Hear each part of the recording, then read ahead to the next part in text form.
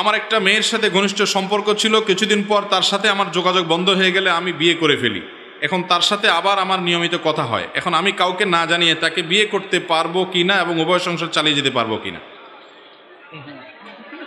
ভাই, যদি আপনার দুইটা বউ চালানোর মতো ক্ষমতা থাকে এবং আপনি দোনো স্ত্রীর প্রতি সমতা বজায় রাখতে পারবেন, এরকম মানসিক আত্মবিশ্বাস আপনার যদি নিজের প্রতি নিজের কনফিডেন্ট থাকে যে না, আমি বিয়ে করার পর কারোর প্রতি বেশি টানবো না, বরং আমি ইনসাফ বজায় রাখতে পারবো, জুলুম হবে না, কোনো অবিচার হবে না, আমি ইনশাআল্লাহ সব ঠিকঠাক মতো করতে পারবো, এটা যদি কনফিডেন্ট থাকে, আর্থিক সঙ্গতি যদি থাকে, শারীরিক সঙ্গতি যদি থাকে, আর প্রথম বউ এবং তার বাপের বাড়ির পক্ষ থেকে মাইদ্য দিলে সেটা খাওয়ার যদি ক্ষমতা থাকে, তাহলে সেক্ষেত্রে আপনি করতে পারেন।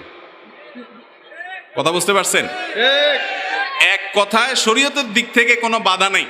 আপনি যদি সব দিক সামলাইতে পারেন, আলহামদুলিল্লাহ, শরীয়ত আপনার জন্য অনুমোদন করেছে, আপনি করতেই পারেন। তবে বিবাহ বহির্ভূত যে সম্পর্ক, তার সাথে এখন যোগাযোগ করতেছেন, আগে একসময় যোগাযোগ ছিল, সেটা হারাম।